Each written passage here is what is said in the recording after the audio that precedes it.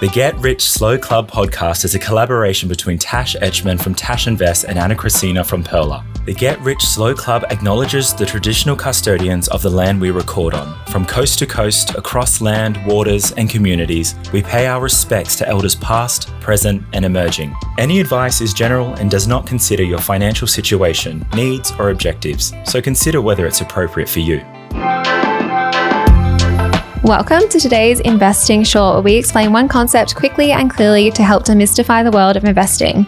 Today we are talking about risk and volatility. Risk and volatility are essential concepts in investing. Risk refers to the likelihood of losing money and not achieving your investment goals. So different types of investments carry varying levels of risk. So for example, Australian shares tend to have higher risk, but the potential for higher returns, while cash and term deposits and bonds are lower risk, but provide smaller returns. Volatility, on the other hand, measures how much an investment's value fluctuates over time.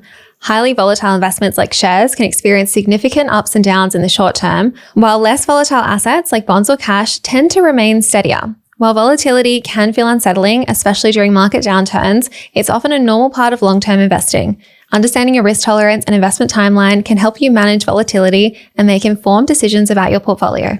Often in the investing industry, risk and volatility is used interchangeably, but something that's high risk doesn't always mean that it's really, really risky. It's just that it has a higher volatility. So if you're looking at investing, if you're investing in ETFs, it is much more volatile than putting your money in cash, right? Like the share market goes up and down.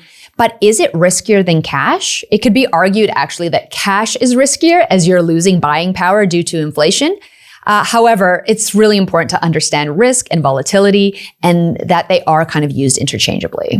It's really interesting because shares are often seen as more riskier than property. But I sometimes view property as more riskier because you're putting all of your money into one asset. But with shares, you can diversify it across many different shares in different companies in different countries.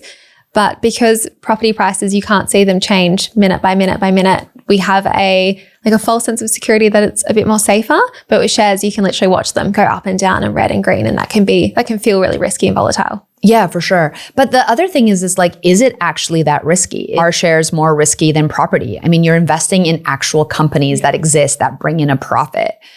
So it is really important. And I also like to think of risk as volatility, right? Like it's volatile. Whereas risk, often people think of like risk as in I'm going to lose all my money. Yeah. But when you're looking at investing, when things are high risk, it's literally they're really high in volatility. They fluctuate quite a bit. Yeah. And I think we can sometimes put lots of things in the risky bucket, like meme coins are risky, but buying ETFs in an established country like Australia, for example, they're less risky because you're buying those actual companies like you said.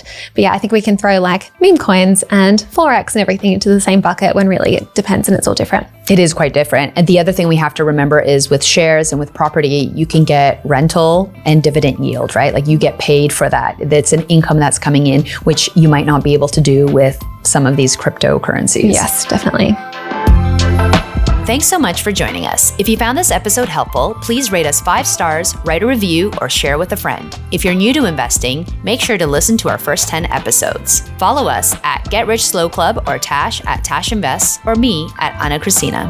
This show was brought to you by Natasha Etchman, who is an authorized representative, 1299881 of Guideway Financial Services, AFSL 420367, and Perla, who is an authorized representative, 1281540 of Sanlam Private Wealth, AFSL 337927. Knowledge is power, especially when it comes to investing. So make sure you check out our financial services guides and read the product disclosure statement and target market determination for any investments you're considering. See our show notes for more info.